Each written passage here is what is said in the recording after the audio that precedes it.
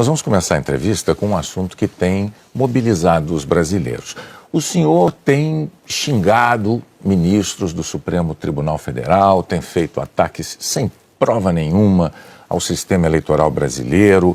O senhor chegou, inclusive, a ameaçar não ter eleição no Brasil, como se coubesse ao senhor decidir uma coisa dessas. Candidato, com franqueza, o que é que o senhor pretende, ou o que é que o senhor pretendeu com isso? O senhor pretendeu, por acaso, criar um ambiente que, de alguma forma, permitisse um golpe, contra o qual, inclusive, a sociedade civil se manifestou agora com a divulgação de 2 manifestos ou outros manifestos em defesa da democracia? Primeiro, você não está falando a verdade quando fala xingar ministros. Isso não existe. Isso não existe. É um fake news da sua parte. Outra coisa, eu quero é transparência nas eleições. Vocês, com toda certeza, não leram o inquérito de 2018 da Polícia Federal, que inclusive está inconcluso.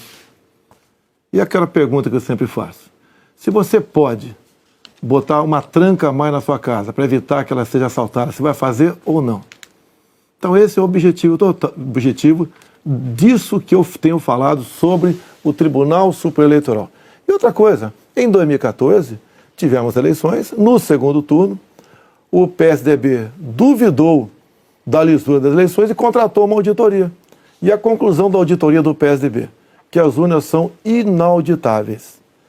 E só para ficar bem tranquilo aqui, em 2018, houve uma denúncia de fraude e a senhora Rosa Weber determinou que fosse aberto um inquérito pela Polícia Federal para apurar a fraude.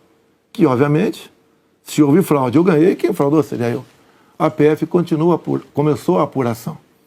E quem informou o que eu vou te falar aqui para a PF foi o Tribunal Superior Eleitoral. Numa das partes do inquérito está assinado pelo chefe do TI do TSE que hackers ficaram por 8 meses dentro do TSE, inclusive com a senha de um ministro, de nome Banhos, além de senha de outros 5 servidores.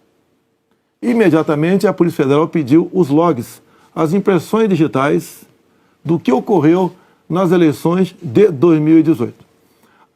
O TSE podia ter informado no mesmo dia, mas 7 meses depois, o TSE informou que os logs haviam sido apagados.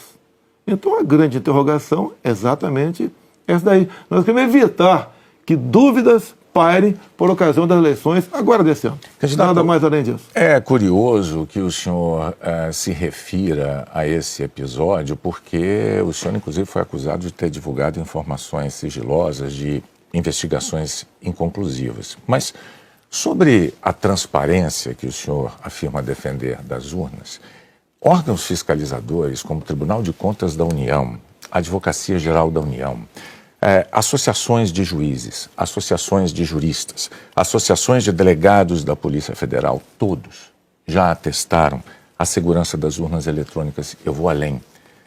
A transparência e a segurança das urnas eletrônicas tem sido motivo de orgulho da maioria da população brasileira. Agora, o senhor começou a sua resposta afirmando que eu tinha cometido fake news. Em nome da verdade, candidato, o senhor xingou ministro do Supremo de canalha. O senhor fez isso com o microfone. Então, e ele vinha fazendo contra mim. Mas, candidato, eu lhe perguntei qual era o seu propósito. Lembra a pergunta que eu fiz ao senhor? Qual era o seu propósito? Falou ministro. Foi um ministro específico. Senhor. Tá ok? Tá refeita aqui a dúvida? Mas não, é que o senhor disse que eu cometi fake news. Só para esclarecer, a pergunta que eu lhe fiz é: qual era o seu propósito ao xingar um ministro de canalha e ameaçar não permitir que as eleições fossem realizadas, se isso não lhe compete fazer? Não é uma atribuição do presidente da República, é uma atribuição constitucional, candidato. Quem vem sendo perseguido o tempo todo por um ministro supremo sou eu. Um inquérito completamente ilegal. E as medidas que vinham sendo tomadas por esse ministro eram contestadas. Lá atrás, inclusive, a procuradora Raquel Dodge deu um parecer para que esse inquérito deixasse de existir. E continua existindo. A temperatura subiu. Hoje em dia, pelo que tudo indica, está pacificado. Espero que seja uma página virada. Até você deve ter visto, por ocasião da posse do senhor Alexandre de Moraes, um certo contato amistoso nosso lá. E pelo que tudo indica, está pacificado. E quem vai decidir essa questão de transparência ou não serão, em parte, as Forças Armadas que foram convidadas a participar da Comissão de Transparência Eleitoral.